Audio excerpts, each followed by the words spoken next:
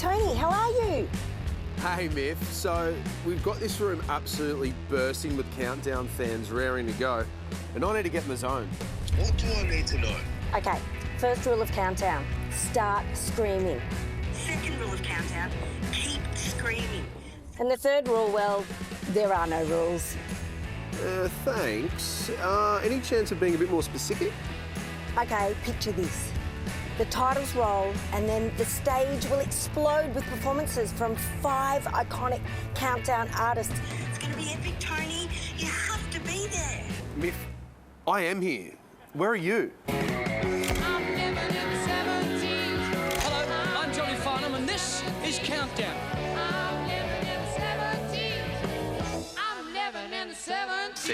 You behave yourself. Reminding you that you're on Countdown. You're watching Countdown. Countdown. Countdown All across Australia. on the ABC network.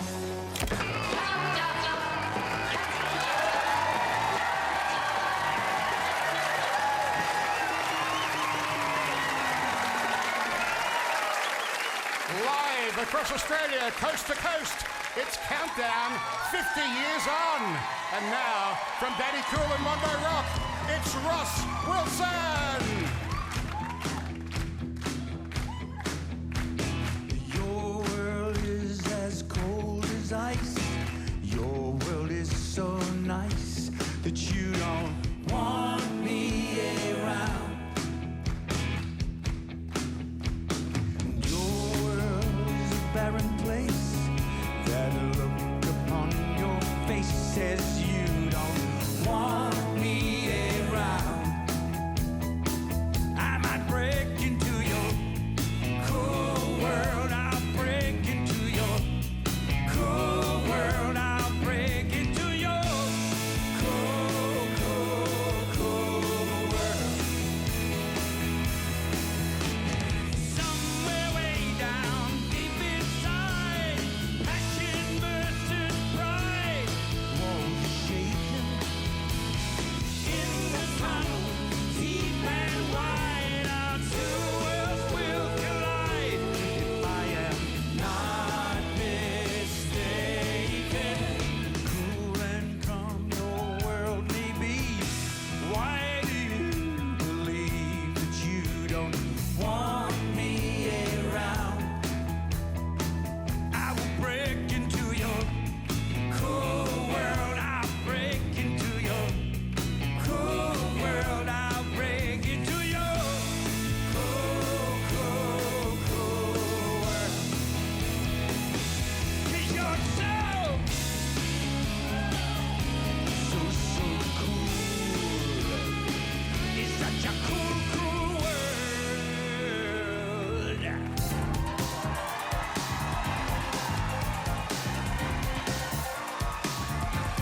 Seek and ye shall find.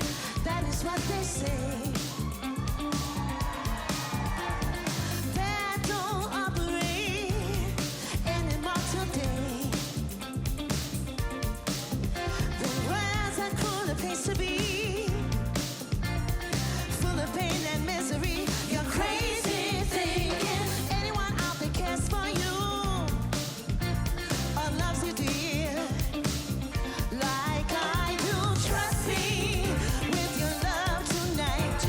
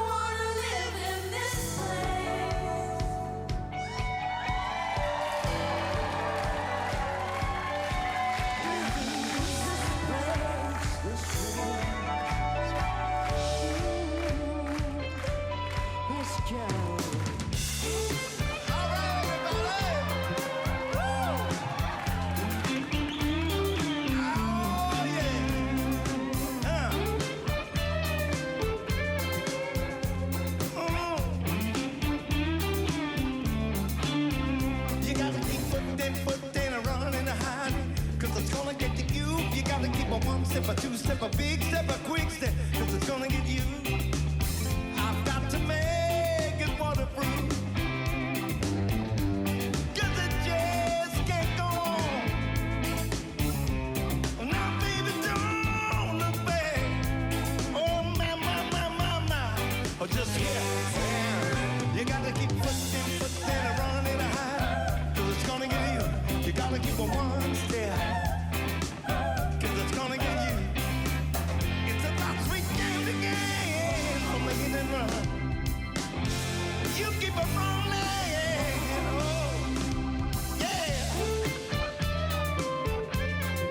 Oh, yeah. Break down the ties that bring us down. And the walls begin to fall. There's no time left for confusion. Just hit and run. Yeah. You gotta keep pushing. Oh, 'cause it's gonna get you. Gotta keep a one step. 'Cause it's gonna get you. It's a last weekend again. Oh, you keep on running. My.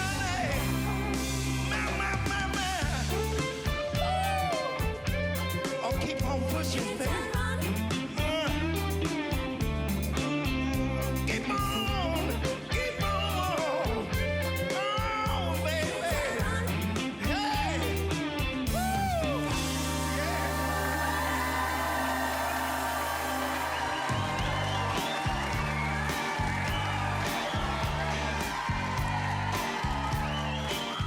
All right. You told me I was the one, the only one who got your head undone. And for a while I believed the line that you spun. But I've been looking at you. Looking closely at the things you do. I didn't see you the way you wanted me to, yeah. You messed about our conduct. How's that? The love that I found when you're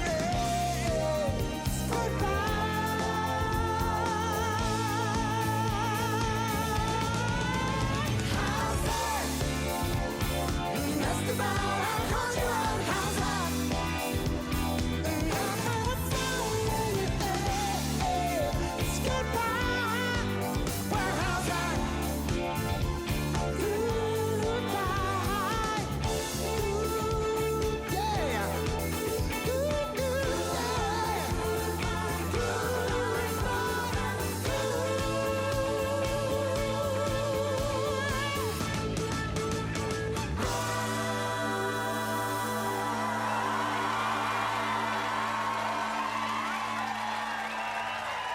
And now, please welcome Countdown superfan Miff Rawhurst and Countdown first-timer Tony Armstrong.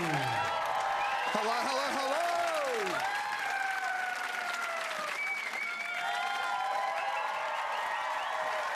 Wiping the tears from my eyes. That was amazing. That was like a capsule of my childhood. It's too much. It's already too much. Hello, everyone, and Oh, so good. welcome to Countdown 50 years on. Coming to you from Naarm, Melbourne, the original home of Countdown. And let's give it up for the luminaries of Countdown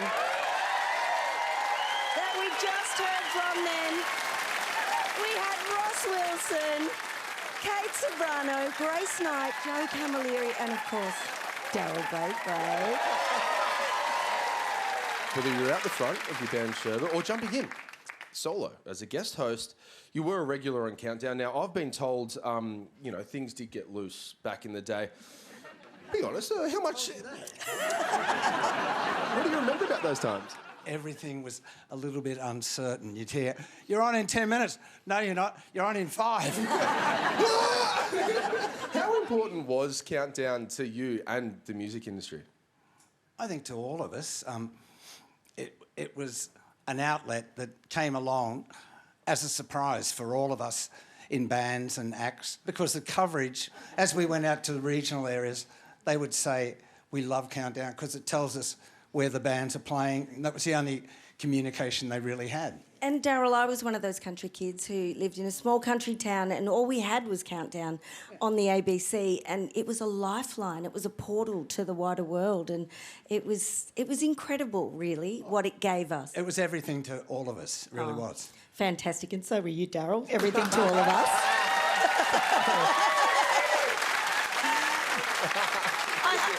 I think you can tell from that, though, Countdown was more than just a TV show. It was the heartbeat of Australian music in the 70s and 80s. It launched iconic careers and shaped the sound of a generation. And whether you're a super fan like Miff, an expert like Daryl, or a newbie like me, tonight we're all going to party like it's 1974 and beyond as we celebrate the blazing legacy of Countdown 50 years on.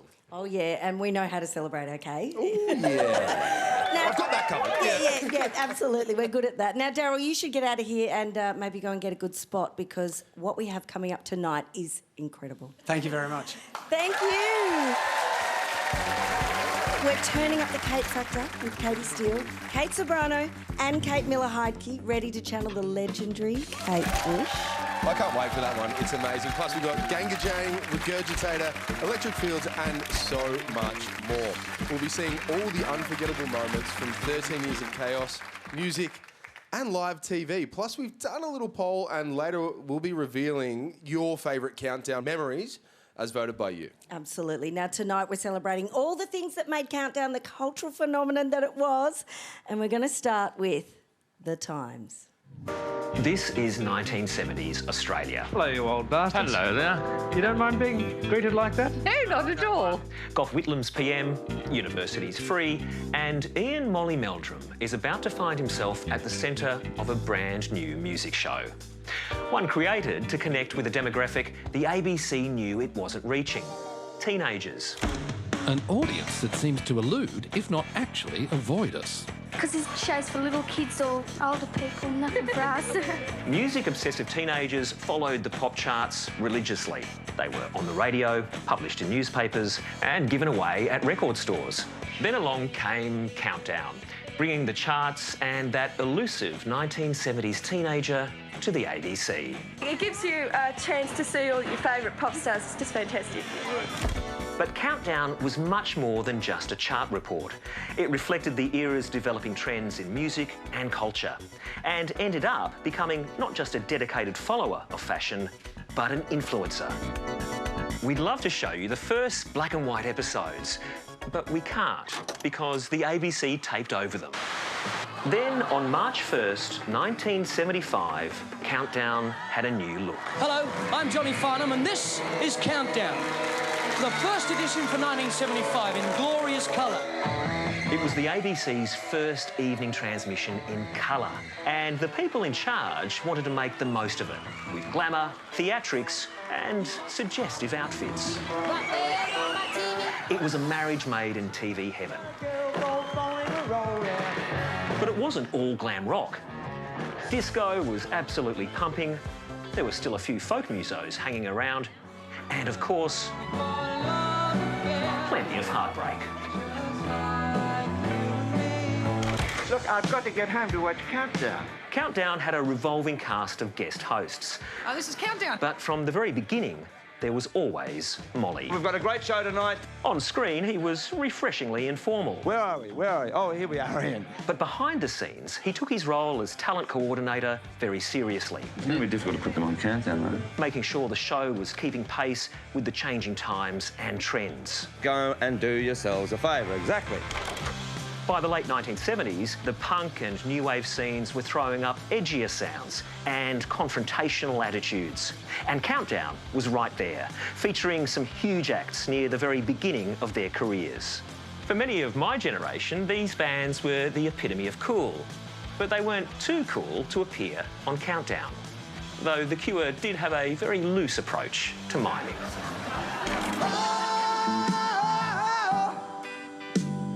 Breakfast at Sweetheart. Countdown was an essential springboard for local bands. This was an era when one appearance on national television could make or break a career. And there was a lot of pressure on Molly and the crew to give artists a fair go. Some bands, like Cold Chisel, had mixed feelings about the whole Countdown machine. Others, like Midnight Oil, never appeared. Hi, this is Gavin Wood. Countdown Show 537. As the 80s exploded into a fluorescent jumble of synthesizers, baggy jackets and big, big hair, Countdown was still an essential part of the landscape.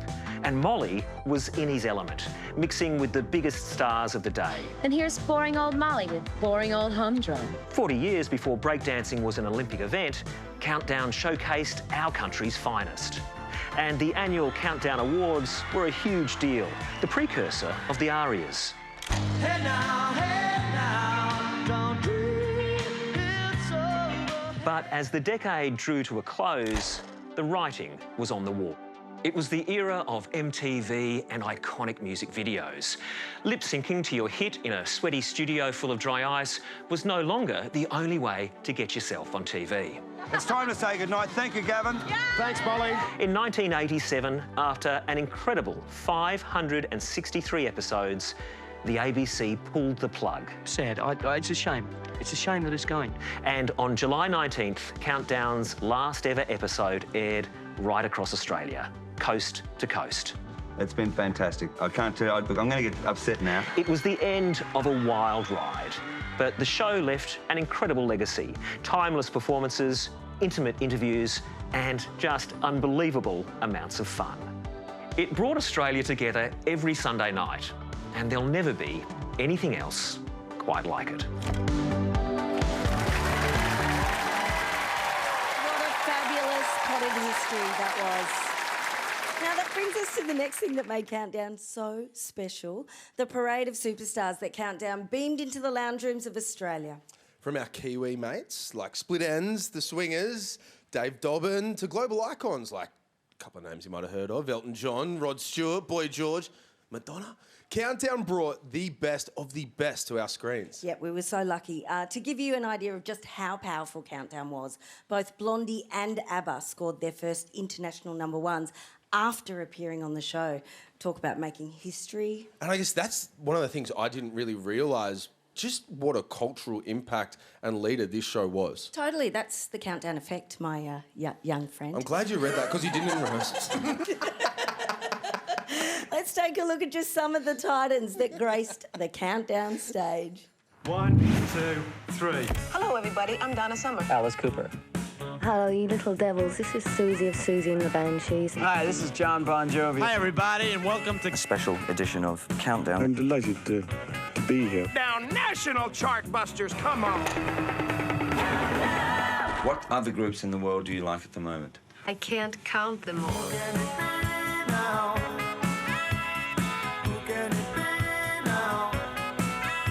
When they play the right groove, your body makes an X move. Who can it be now? Who can it be now? Hi, I'm Terry Nunn from Berlin, and you are dancing in Berlin. My name is Billy Idol. Hello there. Hi, this is Sheena Easton. Hi, this is Elton John on Countdown.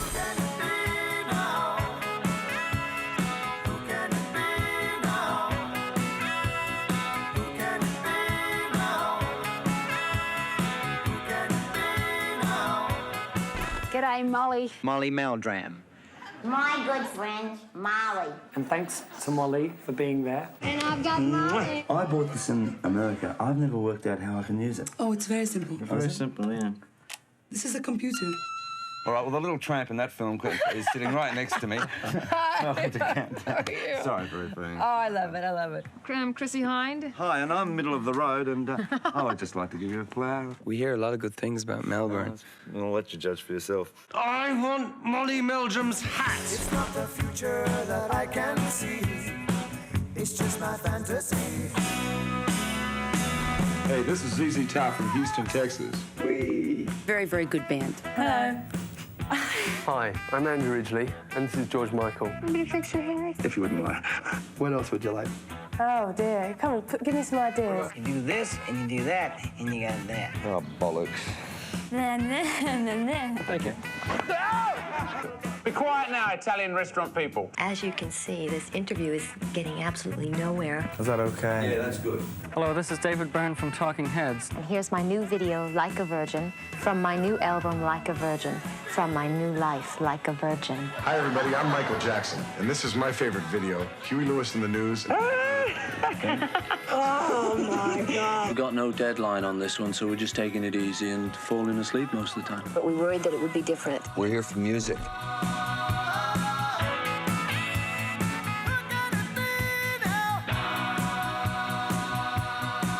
Because you're watching Countdown.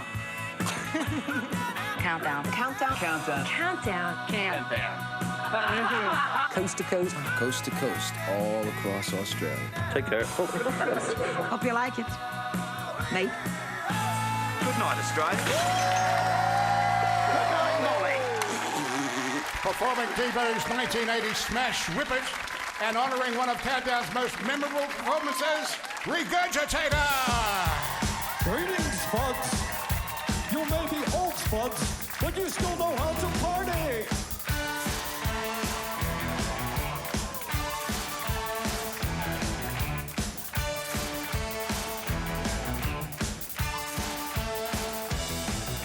Correct that word.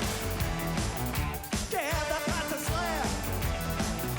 Step on a crane. Go break your mama's back. Oh, when a woman comes along, you must whip it. Before the cruises after long, you must whip it. When something's going wrong, you must whip it. Now whip it into shape. Shake it up. Get straight. Go forward. Move ahead. Try to detect it. It's not too late to whip it. Whip it good. When a good time comes around, you must whip it. You'll never live it down unless you whip it. But no one gets away until they whip it. I said whip it. Whip it good. I said whip it. Whip it good.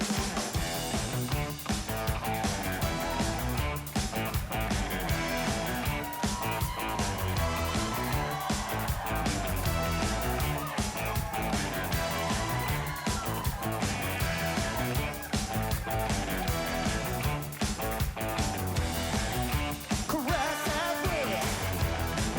Don't care if the pants is slam. Or step on the crib. Go break your mama's back. Oh, when a woman comes along, you must whip it. For the creeps inside the block, you must whip it. Something's going wrong, you must whip it. Now whip it into shape. Shape it up. Get straight.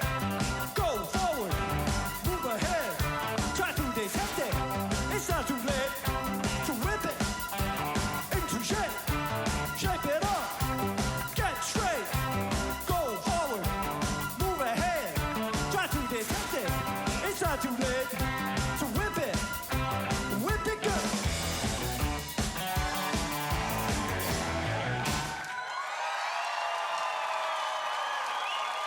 Now let's count down the top 5 fashion trends of Countdown. And at number 5, corporate power dressing.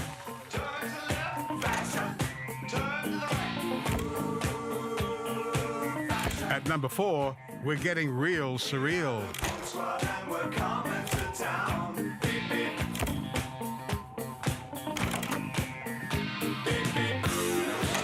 At number 3, let's take a two-tone and go monochrome.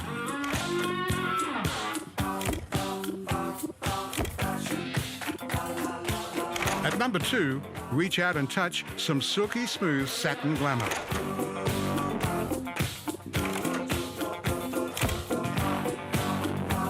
And in the top spot, the definitive Countdown style back to school.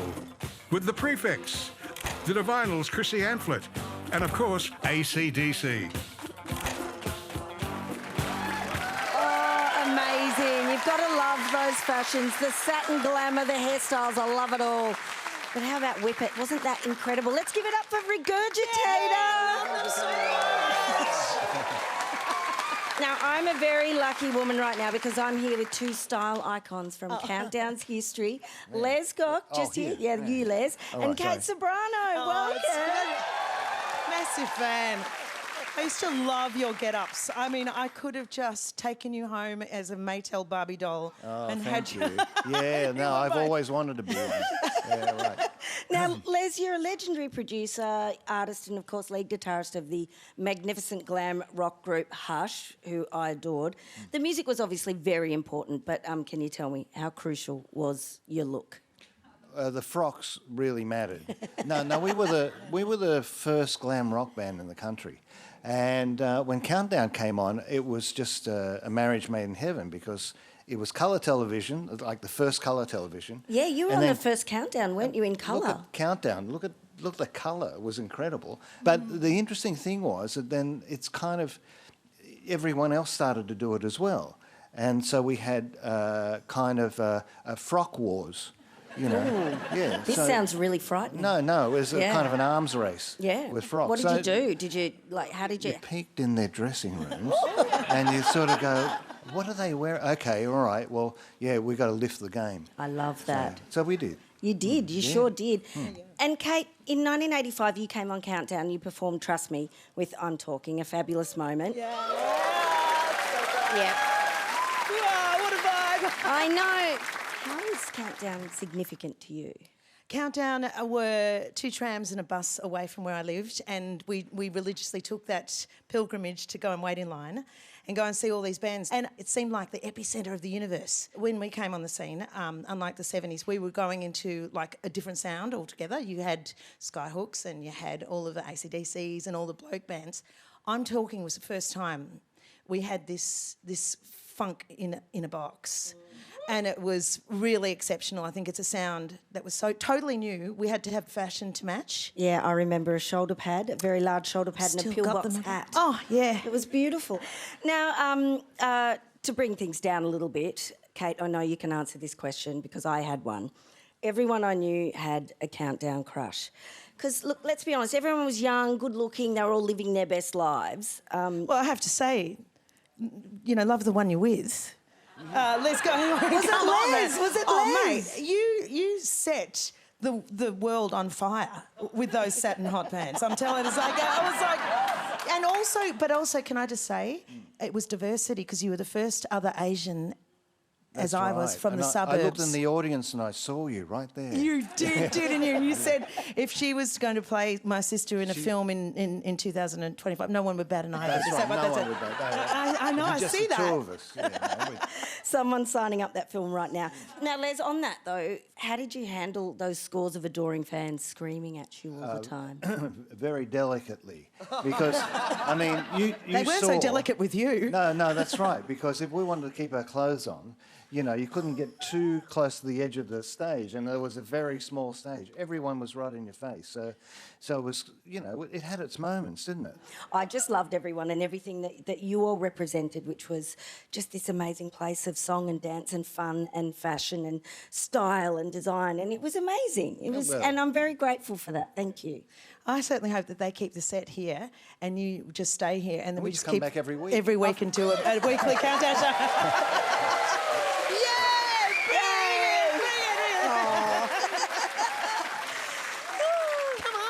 Why not? Why not? The couch is great. I like the couch. Yeah. Well, let's take a look now at how some of the performers wooed the audience.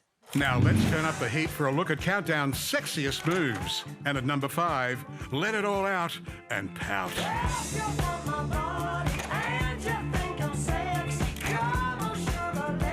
And at number 4, You Gotta Get It Off Your Chest.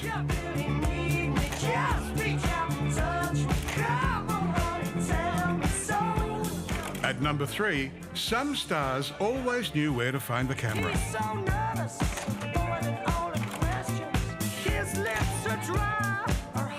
At number 2, an 80s special, The Hair Shake.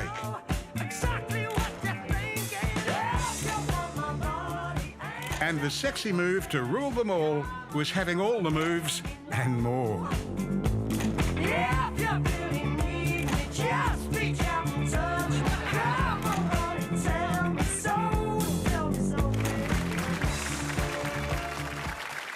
And how sexy were absolutely everyone back in the day. Like, how good is all of this? Jenny, I'm here with you. You were a big Countdown fan.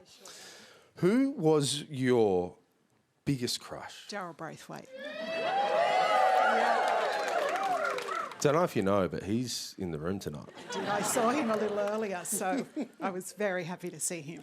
Look, I was 11 when Countdown started, so it was just wonderful for us. Every Sunday night, it was our life. We lived for Countdown, and then Monday morning, we couldn't wait to get to school to talk to all the girls about who was on and who looked great. 9 o'clock roll call, 9:01, who looked good on Countdown. Are you having fun tonight? Oh, fantastic. It's the best. Oh, well, Jenny, thank you so much for coming.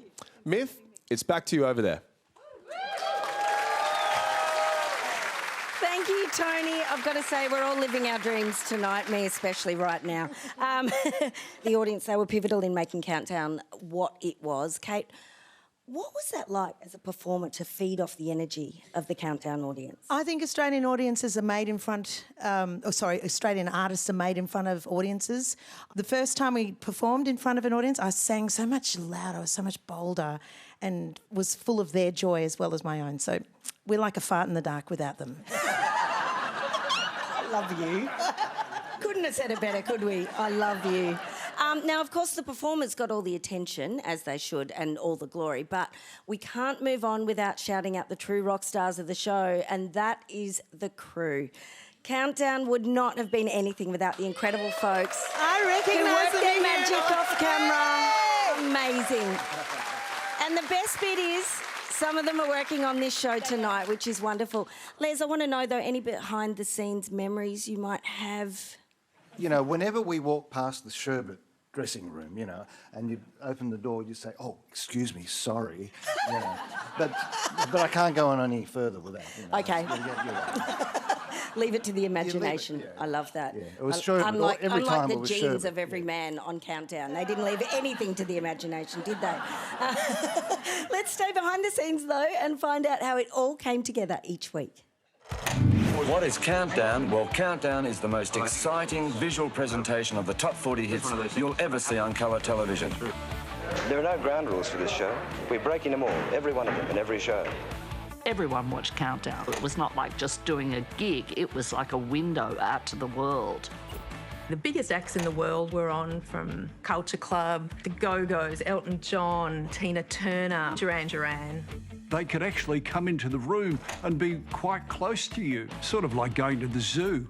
It was very exciting and it was very hectic, you know, a little out of control. I often wondered what went on Commonwealth property. It was so exciting to work on. Would have done anything to be there. This is Tel that puts all the sets together for Countdown. It just moved at this incredible pace and things would just happen. It was great fun. I mean, too much fun most of the time. People were always having to improvise, and out of that improvisation came ideas. Pontificating, stop it. You're always pontificating. You knew it was going to be a big day if the kids were already in the street when you turned up at work. Remember Bay City Rollers Day was like that. There was tartan scarves tied to everything. They were outside the studios at 8 o'clock in the morning, and they were banging with their little sweaty hands on the glass doors. The artists generally would arrive maybe midday to do rehearsals, so we'd meet them when they arrived. It was just, hi, can we have an autograph, can we have a photo or whatever. Yes, they're here, they're being made up and dressed. You file in, you get makeup, you frock up, you rock up and frock up. Oh. And the wardrobe people complained because it would be a T-shirt worn the night before that they had to iron. We just want to make sure on that camera that we see all four of you in a line. And then there'd be a dress rehearsal, and if they'd load all the audience in. It put you into a room that was just off the canteen till they called you in. These kids had to go down a corridor which is about 50 metres long. Either side in that corridor were the band's dressing rooms, and the doors in the band rooms would all be slightly open. It was like the salmon run in Canada. We let in those squads of like young ladies. How do you control them? Well, you don't. And when they rushed in, you know, their presence in the studio was just amazing. It was great. And then we'd come back from the break and go for it. At 6 o'clock, just roll it. Roll it.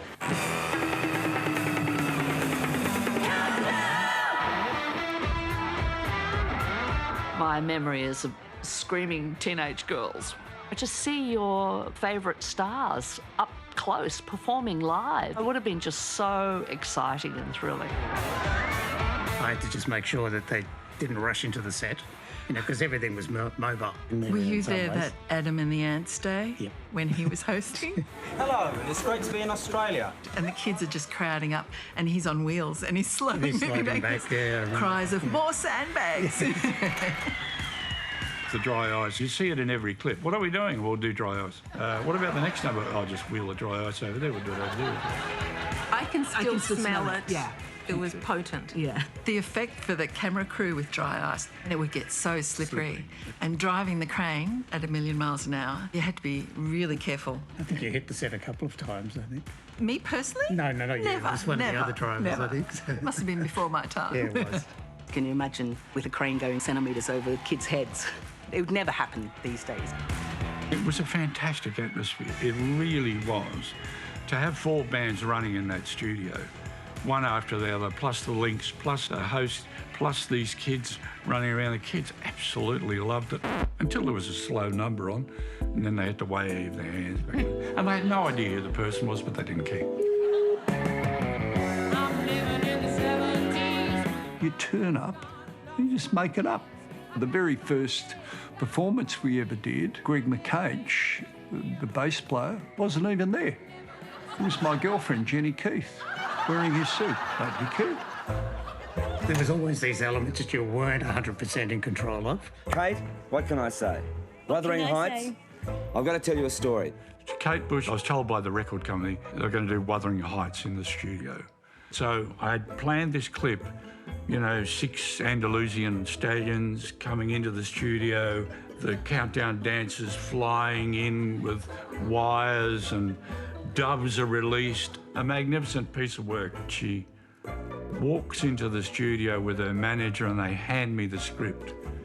She was doing her second song off the album and nobody told me. And you will see on this photograph that Kate is having a lovely cup of coffee and I'm trying to come up with an idea in the next 2 minutes before we started rehearsing.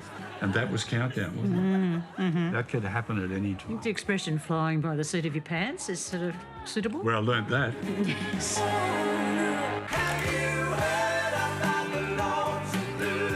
When the show started off, all singing was done live. But at the end of the day, it's very hard, even with backing tracks, to match what they've done in a studio, which could take them for hours. And so I relaxed that a little, and some people still prefer to sing live and others didn't. Something I learnt in regard to somebody with the same initials as Ross Wilson. There are times when he ducks his head right down and sings like that. It's because in that moment, he's forgotten the lyrics of the song he wrote. It happens. Listen, there's this lovely lady, and her name's Jane Clifton. Do you know? No. When you look back, it's sort of quaint and slightly clunky. It's got that school concert vibe about it, really, even though it was the be-all or end-all at the time. When Status Quo was on, we had huge Status Quo signs lighting up in time to the music. Got to QU and the O, fritzed, wouldn't come on. So the whole show was done with Status Quo. Budgets were tiny, $100 a show. If I knew I could get away with not using that $100, I would build up to $300 or $400 or $500 and then wait for a big special one and then do something different. When the police were on, one of them, I'm told it's Andy Summers, fell through the set. I mean, he probably just put one leg down or something like that, and it's blown up out of all proportion. The actual countdown sign, the big one with all the light globes. The fun part for me was, you know, deciding what colour globes went on the signs and everything else around it. So with the staging guys used to hate me for that, and I'd say, OK, do that in yellow, do that in white, do that in red. And anything with light globes, the countdown sign, the disco floor, they looked fabulous and they worked really well, but packing them up afterwards, oh my God. I've got to take my coat off. Do you mind Okay, if I well, take I my don't care coat if you off? take your clothes Meanwhile, off. I love that you're celebrating Countdown's 50th birthday. I think it's brilliant that it's still held with such affection. 9. Fade the sound down, hit your voice over. The crew that worked on that show were sensational. They loved it. I've said many times, and I think a lot of the other crew would do the same, we would have paid to be there. It was so much fun. Happy birthday, Countdown. Happy 50th anniversary, Countdown. Love from the Countdown sisters. Happy 50th Countdown. And with all sincerity, thank you for the career I just had. 50 years, who would have thought? Congratulations to everyone who was part of the magnificent program. This comes as a shock to me. It's been 50 years since... Time to go. That was really great. Good to see you. And with a tribute to Kate Bush, and we're sure we've got the right lyrics this time, here's our Kate's.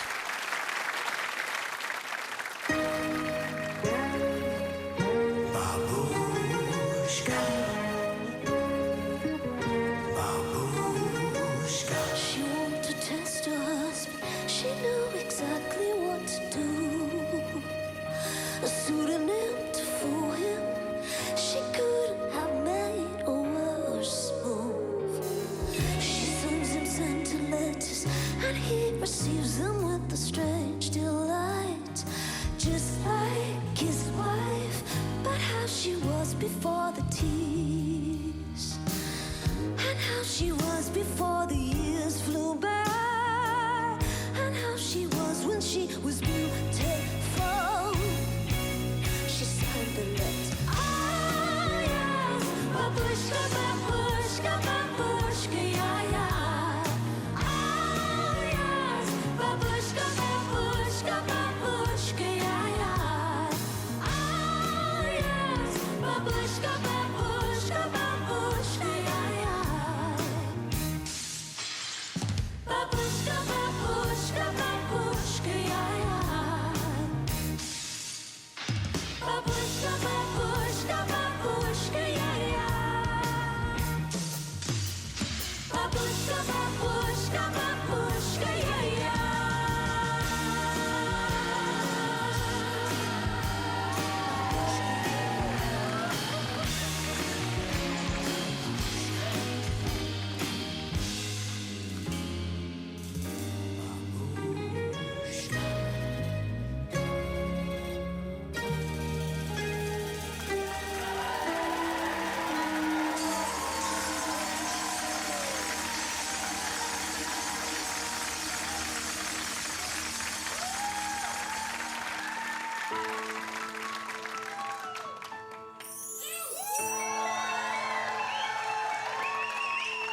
Out on the wily, windy moors with a roll and falling green.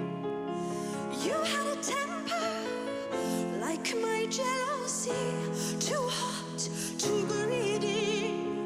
How could you leave me when I needed to possess you? I hated you, I loved you too. Bad dreams in the night told me I was going to lose the fight.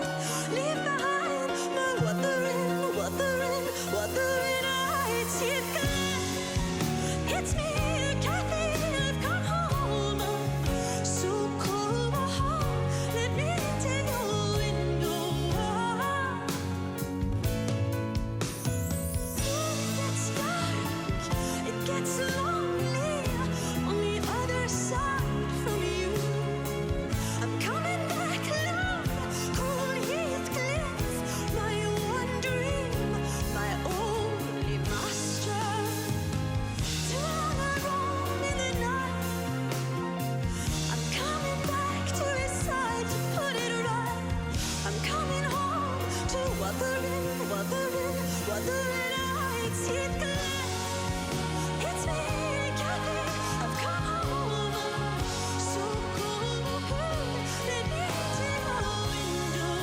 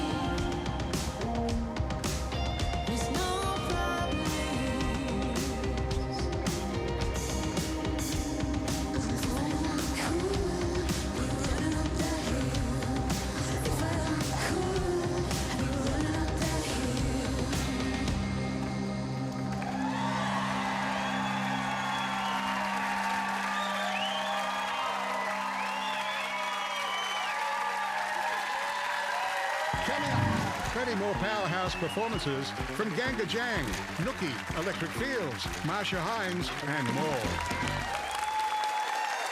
And what about the Kates, everyone? It is hard to put a finger on exactly what made Countdown so special, but we are giving it a red-hot crack. And along with the team, the times, the inherent sexiness, there is something else that made it irresistible. Without a doubt, it was the fans. Spicy, passionate, and absolutely essential to the Countdown magic. Now let's celebrate the times the Countdown audience were the superstars. And at number 5, this little legend on stage for a sing-along, but stealing the show. In 1979, Molly was ambushed by a fan with a specific request. Yeah, mate? Excuse me, mate. How about a bit more Kiss music for Kiss fans? All right, then. Do you want to see them in concert? Yeah, I'd love to, mate. OK, we'll There's try. not enough of it out of you. What's your name? Michael Marisay. Where are you from? Mooney Ponds. And you really like Kiss? Yeah. All right, we'll try to do that for you. And in 1984, Boy George brought his fans up on stage for a chat. Where are you? Marilyn, come here. He's here. Yeah, come on. He's here. Come on. Come on, then. Shall we have a look at the... Oh. See? This is the best part of the show. Yes, it is. Everyone should come over. Oh, no. Just turn the camera around. At number 2, the time the crowd revealed more of John Paul Young than he intended.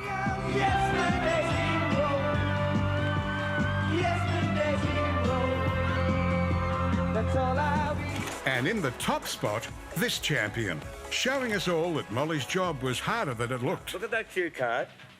And what you've got to say is the number 1 record. What's the number 1 record? Good Night Australia. No, that's not Good Night Australia. I'm here with someone who is a genuine Countdown super fan. Jason, welcome. Thank you. How are you? I'm great. First person who's asked me how I am. Myth. No, I'm having a great time. How about you? Countdown taught me manners.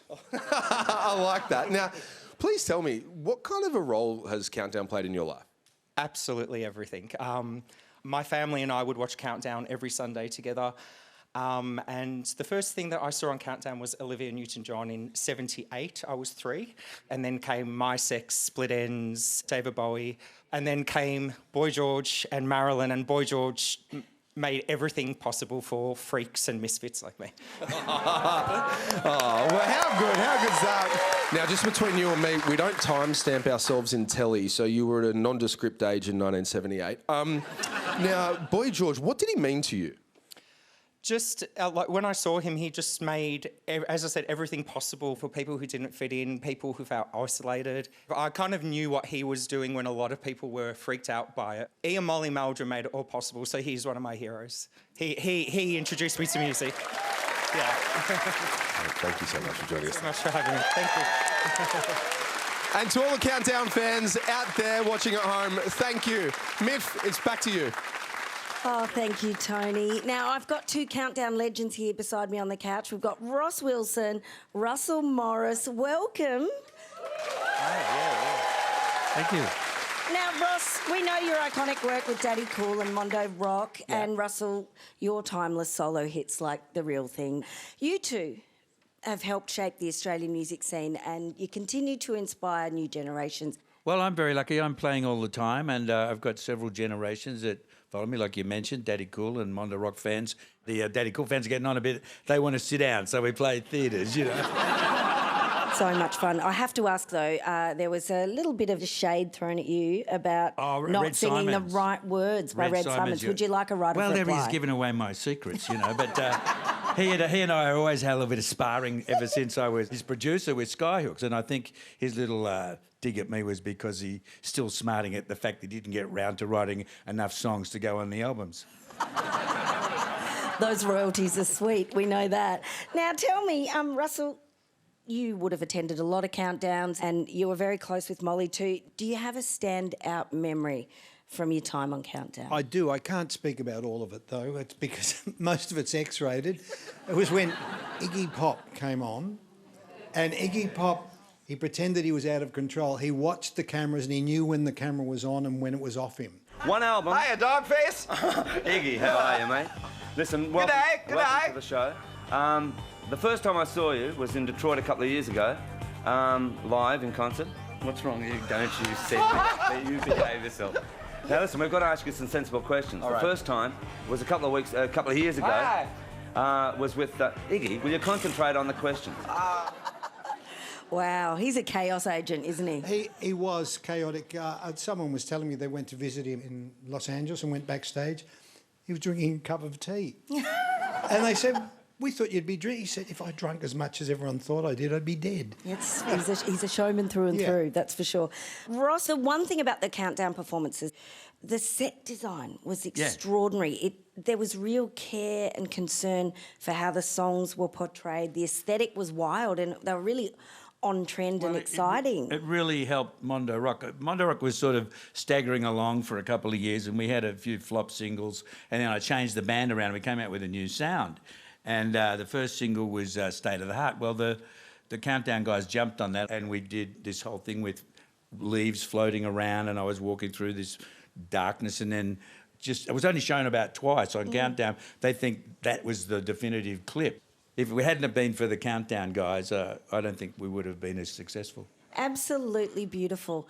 Got to say, there were so many memorable Countdown sets and performances, and Australians weren't the only ones taking notice of this. The show made waves globally, and if you don't believe me, all you need to do is look up music video on Wikipedia and you will find a whole section on Countdown and its role in pioneering the music video. Isn't that amazing? So let's take a look now at why it was so groundbreaking. I'm so lonely for you. In the olden days of yore, music on television looked a lot like this. Saturday night. 5, 4, 3, 2, 1, fader. But when colour hit our TV screens in 1975, Countdown's creative team found themselves perfectly positioned to reimagine how a pop song could really pop. Music is an art, and I think music video clip became an art. This one is Ace Drain. This is the guy that makes most of the film clips. Say hello, Ace. Hello. We were very keen to make sure that we could present bands in a very creative fashion. When I walk down the streets. This bold new era started in modest, mulleted fashion. John Paul Young trying to look purposeful for his breakout hit. A wistful Denise Drysdale. And Skyhooks getting up to a bunch of jolly japes for the peak 70s glam of horror movie. But by far the pick of these early experiments with the form was clearly Akadaka bashing out those famous chords along Melbourne's Swanston Street. Molly, of course, being what he was, the genius of music, he said, Long Way to the Top is going to be massive. There's no question about it. And he said, oh, by the way, Bond wants to include the bagpipes in the film clip. So we need to do something, Ace. So what can we do? I mean, these guys were such incredible showmen, you know. So I said, hey, why don't we put them on the back of a truck and drive down Swanston Street? I had 2 cameras. We went down Swanston Street twice. There's the shot where you can see the so you're actually all the way down Swanston Street.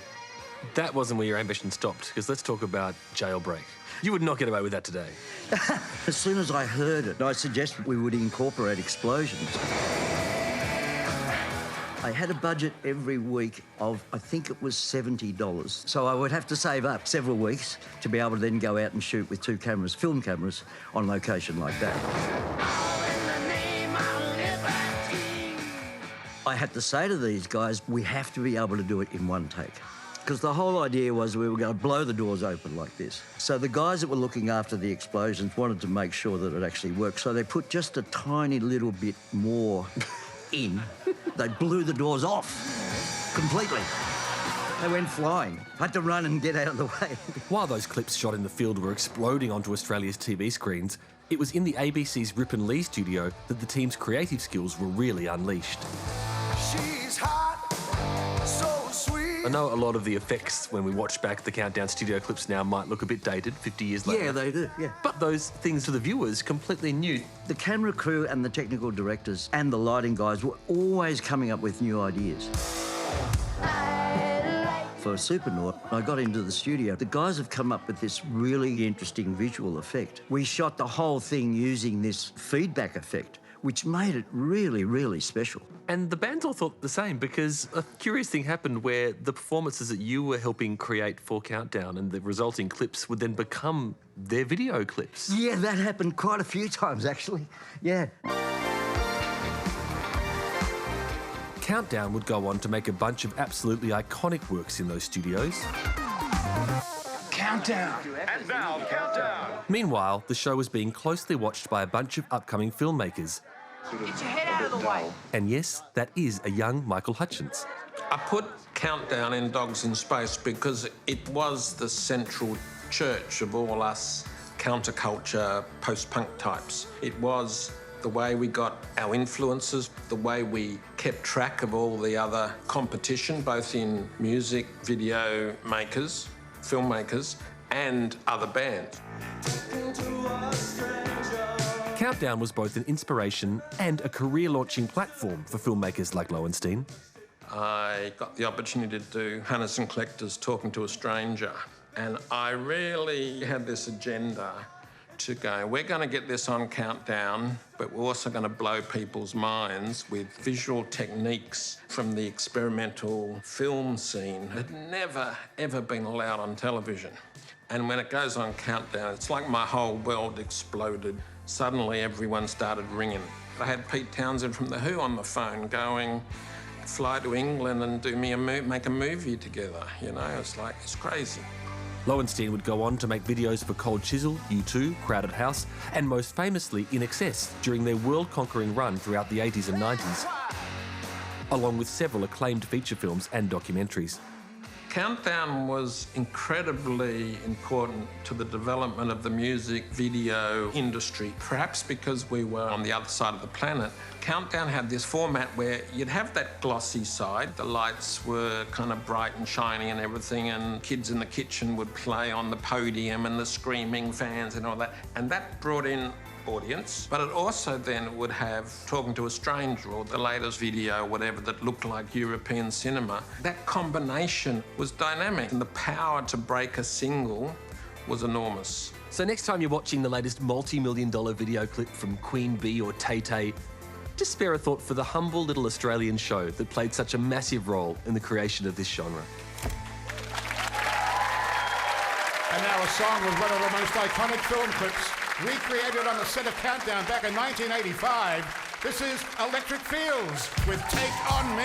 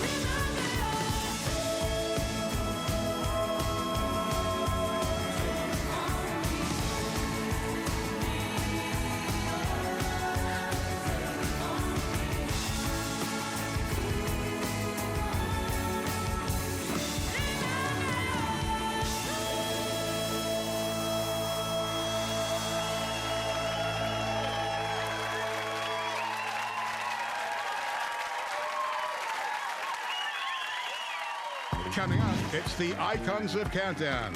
Marsha Hines, Ross Wilson, Leo Sayer and Russell Morris. And a very special performance from Gangajang featuring Nookie. Plus, we reveal your favourite Countdown moment of all time. Say the truth out of your mouth. Huh? Okay, here. Well, look, there's a million things I could ask you, and I can't go on. Well, I personally have always considered you a great friend, and it's great to see you looking a lot healthier than last time. Thank you. I think this is probably the nicest and most really true to my heart interview that I've ever really done.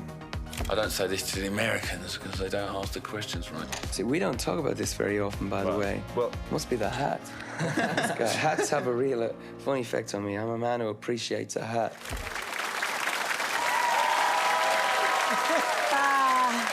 Bono, a man who appreciates a hat and a mullet. Oh, and a mullet. Did a you see very the good height? mullet. It was amazing, thick and full and gorgeous.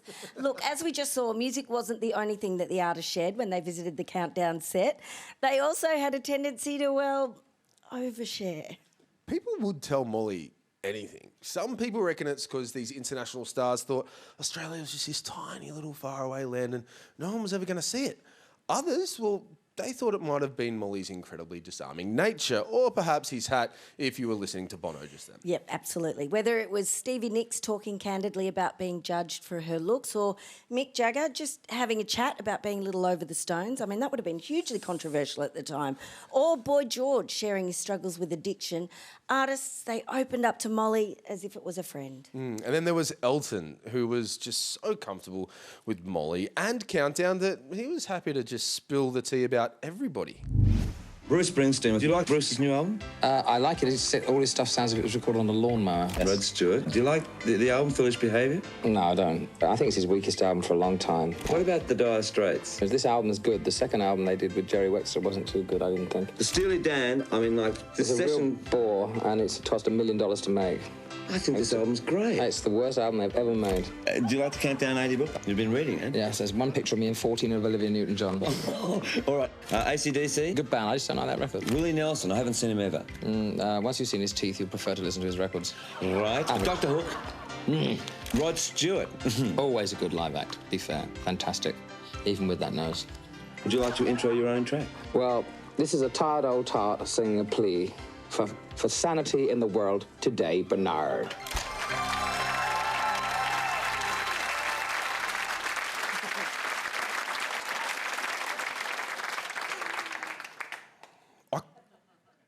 There's something different about you, Miff.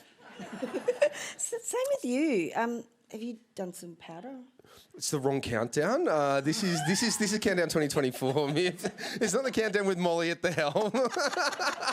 Now, look, there were some incredible interviews, of course. We know this, but let's be honest. Some interviews, well, they were a bit more on the awkward side. Let's have a look. Now let's take a look at Molly's toughest customers. And at number 5, a run-in with Johnny Rotten. But was the Sex Pistols a gimmick? Can we just forget about them? I mean, there's so much better things to discuss. Well, let's discuss the better things. It's the past, right? Right. Drop history. At number 4, Billy Joel, who waited the longest time to get a word in. Last week, I went on the Countdown Council to Perth and to Adelaide, and you were leaving a day earlier, and you'd just done a concert that night, and then in Adelaide, you'd just done a concert the night before, etc. And I have never read reviews, rave reviews, for any artist than I've read for you. All right. At number 3, a wild encounter with Joe Cocker. No, Polly. I can handle a rock. When you actually recorded that number and finally heard the finished product, when you finally heard the finished product, did you honestly think that it was going to be a national, international #1 hit right throughout the world? Do you realise you just said 101 words? I did. Less than 55 seconds. At number 2, Billy Idol, oversharing. I've had some really heavy sex since I've come to Australia. I said I had some really heavy sex. Well, welcome to Australia. You been good, boy? Don't ask that, Molly. But Molly's loosest chat of all needs no introduction. And now we come to the most important part of the... Sorry. All right. Could I just have one glass of water, please? Right. Okay. No, I know that I can loosen this right up. I'm terribly sorry about this. Yeah, don't worry. It happens to everybody. It doesn't? Absolutely. But you don't have one of these teleprompters? No, not yet. You don't? Oh, Molly, we've all been there. I read whatever's on it. Do you have a glass of water? Water, please. Beautiful. Now, look, while some people use their time on Countdown to make us cringe, others were able to catch lightning in a bottle and become overnight success stories, like The Church, for instance. They were a great but obscure band who then had real deal overnight success after singing Unguarded Moment on Countdown. Oh, yeah, that was huge. Bands like The Mentals, The Angels, Do Re Mi, and also Australian Crawl, I should say. I should know that. I can swim it. All cut their teeth as Countdown regulars. And as for INXS, you might have heard of them, I reckon. They credit Countdown with breaking them out of the Sydney pub scene and onward to stardom. Countdown was the launch pad that turned bands into legends and songs into anthems. And speaking of anthems, here's something extra special. Gangajang joined by Nookie, who is up for 4 arias this year. Well done, Braz, performing the all-time Aussie classic Sounds of Then.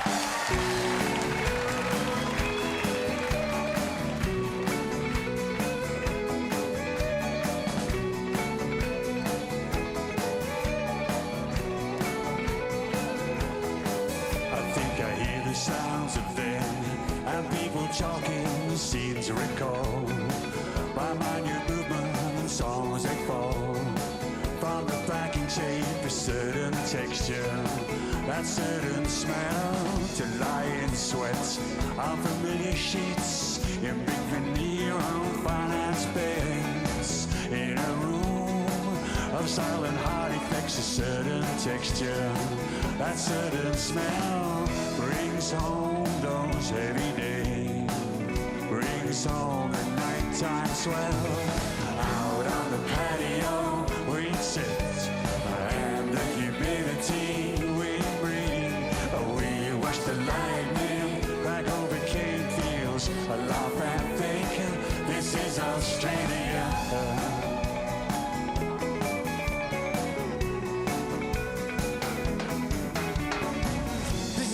The land of my kin, where the spirits of my people still sing in the wind. Got my feet in the dirt, heartbeat in the ground. See our focus in the smoke as the sun goes down. And my song lies carved in these stars at night. So when the times get dark, we just follow their light. Yeah, from the mountains to the seas, the land's in our blood. My people hold the rhythm, so we rise from the mud. And when we fight in this division, we only beat it with love. Out on the patio we sit, and the humidity we breathe. We watch the lightning crack over cane fields, a laugh and think that this is Australia. This is home, what is morning in the black, white, yellow, brown, see together we grow. In the ash we find strength, I see hope in the flames. No more division, no more playing these games, yeah. Past the present, we carry the flame. We're united in this story, not bound by its pain. From the Nowra coast to the outback plains, it's in all of us now, see the blood in our veins. Past the present, we carry the flame. We're united in this story, not bound by its pain. The block is awkward, it faces west, long diagonals and sloping too. And in the distance, through the heat haze, in convoys of silence, the cattle graze, a certain texture, that certain beats brings forth the nighttime heat. Cow out on the patio we sit, and the humidity we breathe. But we watch the lightning crack over cane fields, laugh and think this is Australia. Out on the patio we sit, and the humidity we breathe. But we watch the lightning crack over cane fields, laugh and think this is Australia. Always was. This is Australia. Always will. This is Australia. He always was. This is Australia. Always will be. Check it out. Yeah.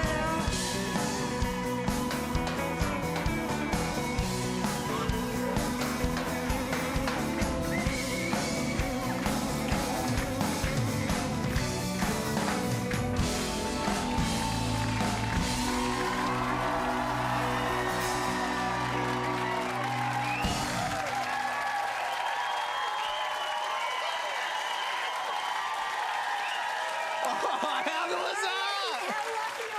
How lucky are we? Ganga Chang, unbelievable. Nookie with a great shaker leg. That was so, so special. Now, of course, we can't get through a night all about music TV without speaking to this man here. He's the host of Recovery, a show which in many ways took the baton from Countdown. Double J's, Dylan Lewis. Dylan, welcome! Hey! How are you, brother? Oh, I'm so excited. This is what an amazing energy in this place, in the ABC, in this studio. All the old rockers, the elders of the rock and roll world coming together with the new rockers. I think we should do more music television in Australia. Just putting it out there. I think you're right, Can we please? Dylan, I reckon you've got some thoughts on this, though. What sort of an impact did Countdown have on music TV in Australia? Miff, it was, I mean, obviously I grew up watching that. I'm much older than I look, and good genes. And it became part of my personality, you know, watching all that stuff back in the day.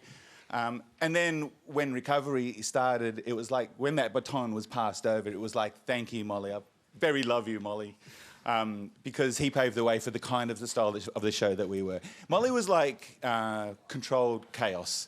We were just chaos, and he gave us that license to ill. You know, the interviews were loose. Thank you, Molly, for paving the way. I can never do a worse one than Prince Charles. But I did some bad ones. Don't get me wrong, but it was like, oh, thank God for Molly. So we're talking about this organised chaos. You must have had some tricks for keeping those bands in line. Yeah, I did have a little trick which I haven't really spoken about now, but it was morning. The bands were gigging the night before. They'd be coming into the studio at 5, 6 a.m, sound checking. Some of them hadn't slept. Some of them were still going. Still going. Some of them were still going hard. And so I had to calm some of them. And so I had little sake underneath my desk, which I would offer, and it was warmed to the correct temperature. Oh, wow. Which I learned from James Bond films. Or beers, which were by that stage a little warm as well. But I would ply them with this and then hide it back under the table and begin to chat. And sometimes it worked. Did the producers know? No. That was a good answer. These days we just put it in a mug and call it tea. I need to learn the tricks of the trade, Miff. Oh, absolutely, thanks to you. Dylan, amazing to talk to you about your experiences. Thank you. Oh, it's a pleasure and an honour to be a part of this. This is such a rad vibe. You guys are ace, and this crowd is amazing as well. Well done! Rock and roll is alive still! Yeah! Woo! All right, now we've been promising this all night, and it's finally time to reveal the top moments voted by you. We asked for your favourite Countdown memories. You told us that you love James Rain, ABBA, Sherbet, JPY, Billy Idol, Skyhooks, and that infamous night Cold Chisel smashed up the stage at the Countdown Awards. But in the top spots at number 3, Molly and the Man Who Would Be King. Your Royal Highness, it is a pleasure to have you here to help us support the Queen's Silver Jubilee appeal for young Australians. I'm delighted to be here, obviously, as the patron. At number 2, Bon Scott's iconic Schoolgirl. And your number 1 moment, with almost half the votes, it's the chairman of the board, Iggy Pop. Hiya, Dogface. Iggy, how are you, mate? Listen, welcome to the show. Iggy, will you concentrate on the question? I know. What's wrong with you? Don't you set me up. I'm the chairman of the board.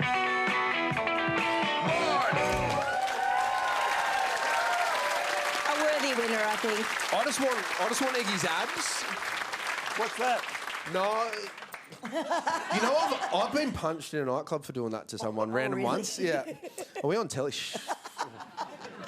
Revealing too much in the spirit of Countdown. I love it. Now, we are here with someone very, very special, so be on your best behaviour, you two. The one and only Marsha Hines, everybody. Hello, Marsha.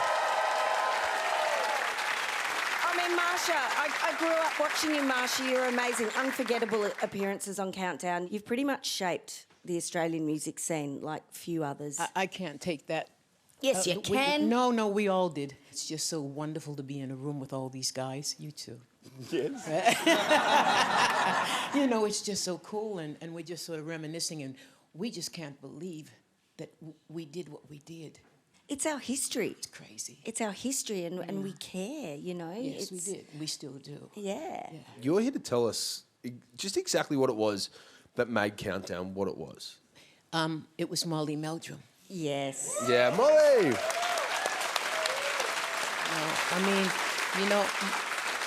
Molly cared about us. He really cared about us, and he encouraged the Australian public to endorse us. Like when he used to say, "Do yourselves a favor," the audience did. They'd go and buy our records, which was crazy. He understood the creative side of what we did, and he encouraged us. And I love him, and I thank him for that. Yeah. And Molly's watching from home tonight too. Love you, Molly. Yeah, love you, Molly. I love you, Molly. Yeah. Oh. And as a special treat, guess what? We had this jumper made, which Molly wore while hosting the episode 271 back in 1981.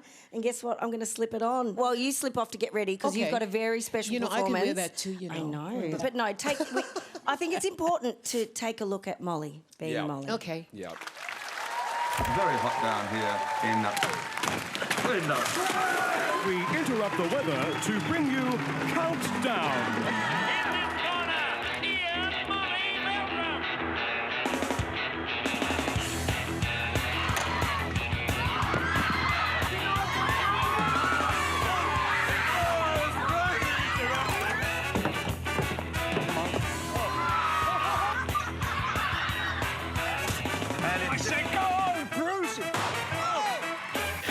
Keep your health.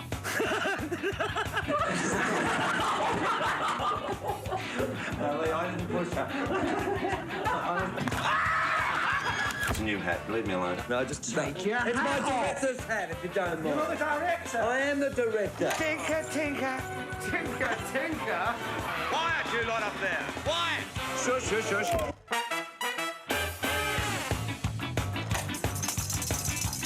Hallelujah. I'd like you to meet Molly Jr. A little Mollette.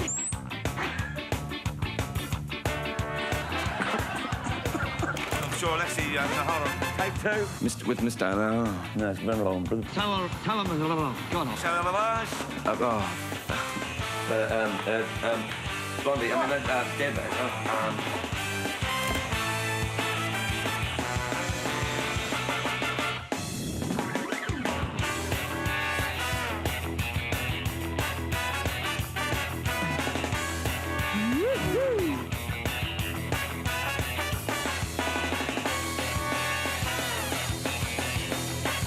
Beauty Countdown. I sincerely thank you, and I wouldn't have traded it for quids. They could offer me $1 million, and I would not have traded it, believe me. Thank you, Australia. Good night.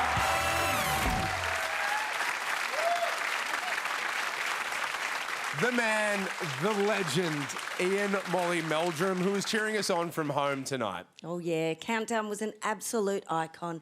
It changed the face of Australian music and had a huge impact on the industry, not just here, but all around the world. And a big thank you to all of our bands, our guests, our performers, all of you for helping us celebrate Countdown's 50th anniversary. And of course, Countdown's original announcer, the voice of Countdown, Gavin Wood! What a legend. Oh, what a so leg. comforting to hear his dulcet tones tonight. It was just right. And to all the local bands who showed up week in, week out for 13 years of Countdown. Without you, there was no show.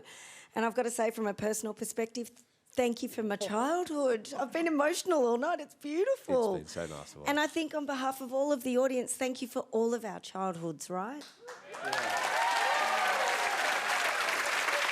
I mean, this has been just a glimpse into Countdown, and God, I wish I would have been there. I know. I wish you had have too. Oh, I mean, if it would have been the best, the chaos, the music, the fashion, the fans, the Molly, the everything.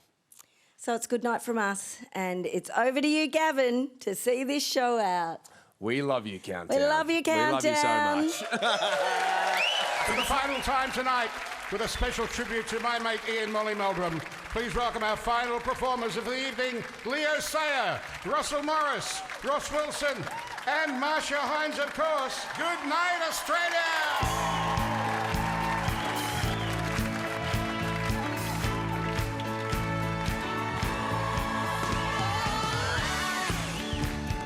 I can't remember when I felt this high. It must be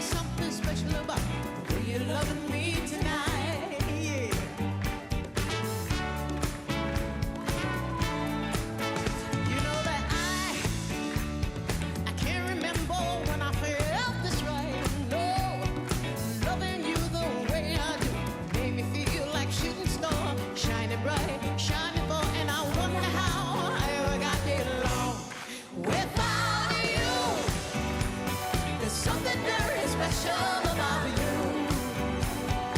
Oh, everything about it's true. Baby, it's you. Talk about you. All right. Only you, baby. Talking about you, baby. Only you.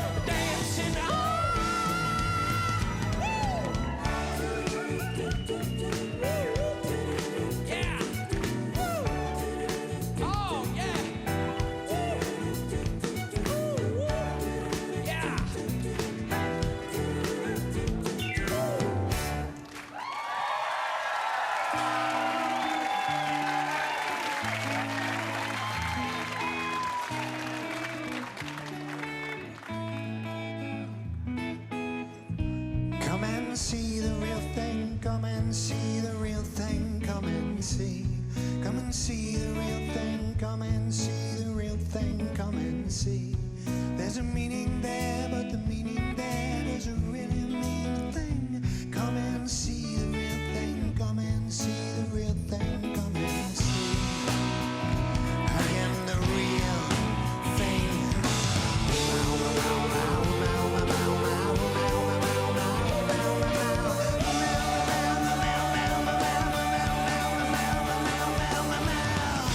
Trying hard to understand, but really not you're seeing me. Trying hard to understand, but really not you're seeing me. There's a meaning there, but the meaning there doesn't really mean a thing. Come and see the real thing, come and see the real thing, come and see. I am the real thing.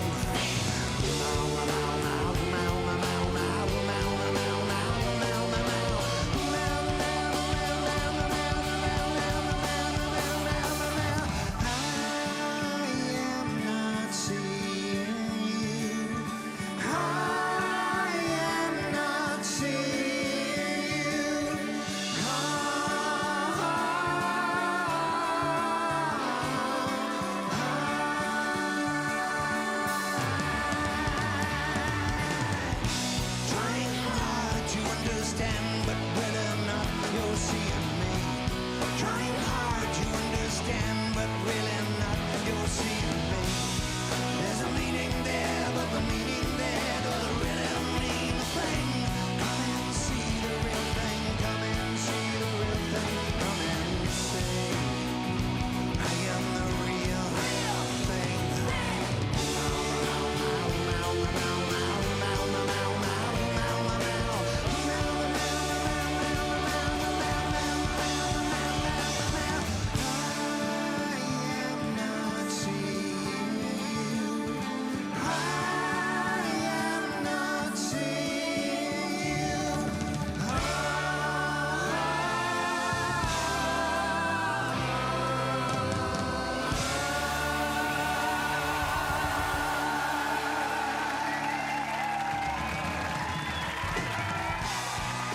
Happy birthday, Countdown. Happy anniversary. Happy 50th.